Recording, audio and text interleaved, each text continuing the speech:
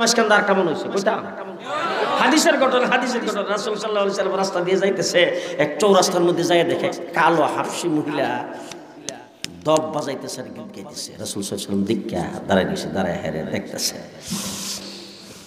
দব বাজারি বন্ধ করে নেই। রাসূল রে দিক্কাও বাজাইতেই আছে, বিরক্ত নাই তো? রাসূলের দিকেও বাজাইতে আছে।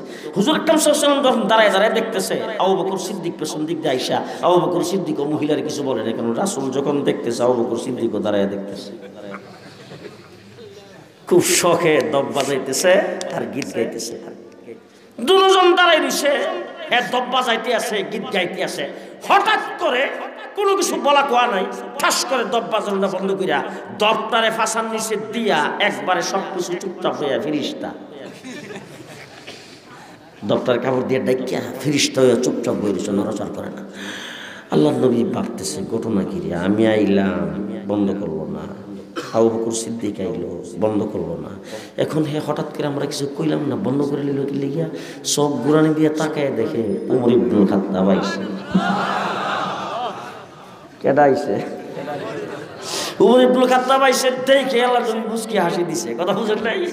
রাসূল মুস্কি হাসি দিছে দেখে হযরত উমর কাছে আইসা আল্লাহর দরবারে ডাক দেখো, আল্লাহ তোমার হাবিবের মুস্কি হাসিটা দেখতেছি কি সুন্দর, আর দেখতেছে কেমন লাগে। আল্লাহ হাসিটা যেন দীর্ঘদিন দেখতে পারি। আল্লাহ তোমার দরবারে শুকরিয়া যে হাসিটা যে দেখাইছো। আল্লাহ নবীর দিকে তাকায়, হুজুর আপনার হাসি তো দেখতে খুব ভালো লাগে, আর এই হাসিটাই দেখতে চাই। তবে হুজুর এখন জানতে ইচ্ছা হইতেছে আপনি আমার দিকটা কেন হাসলেন?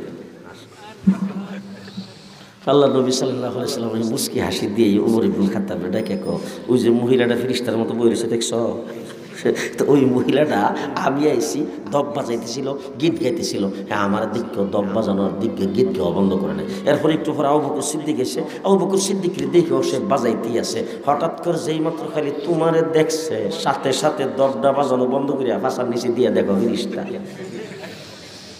হযরত উমর ইবনুল খাত্তাব কথা শুনে চোখ রাঙ্গাইয়া মহিলার দিকে তাকাইছে, এক্ষুনি মহিলার জীবন মারবো আর কি। কথা বুঝে নাই? কারণ উমরের বাপটা হইল যে এই আল্লাহ রাসূল সাল্লাল্লাহু আলাইহি ওয়াসাল্লাম আসলো, তুমি দব বাজানো বন্ধ করলা না, গীত গাও বন্ধ করলা না। হযরত আবু বকর সিদ্দিক আসলো, তুমি দব বাজানো বন্ধ করলা না, গীত গাও বন্ধ করলা না। তা আমি আইসি পরে বন্ধ করছো কি? আমার মর্যাদা কি আল্লাহ নবী আর আবু বকর সিদ্দিক থেকে বেশি নাকি? এই সটা কি তুমি এক কথা কয়ে হেরে দমক দিব? আল্লাহ নবী ডাক দেখো, এই আবু বকর উমর চুপ করো চুপ করো চুপ করো চুপ করো।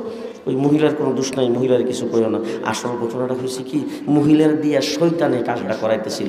তোমারা যখন দেখছে শয়তান বাড়ছে, মহিলাও ফেরেশতা হয়ে গেছে। কথা বুঝেন নাই বোধ?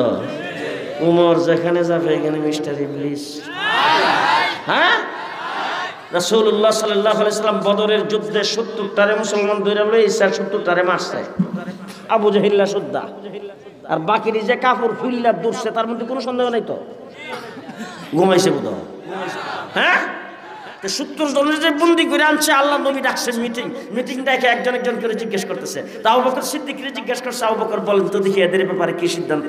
আবু বকর সিদ্দিক, হুজুরে আমার মনে হয় কিছুদিন জেল টেল খাটাইয়া কিছু জরিমানা আদায় করে এদেরকে সাইরা দিলে ভালো হয়, কারণ ভবিষ্যতে এরা যদি বুঝে আসে তাহলে ইমান আনবে, আর না হইলে এদের ঘরে ছেলেবেলা হইলে এরা ভবিষ্যতে ইমান আনবে। খামাখা এদেরকে মাইরা ভোটটা বন্ধ করে লাভ নাই।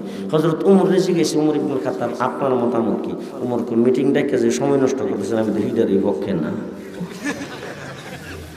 উমর ইবনুল খাত্তাব কাছে আমার তলোয়ারের নিচে ছেড়ে দেন, ৭০টারে মারতে তো আমার ৭০ মিনিট লাগবে না, এখন শেষ করে দিন। এরকম জালালি তবিয়ত উমর ইবনুল খাত্তাব, বাহ, প্রধান বিচারপতি।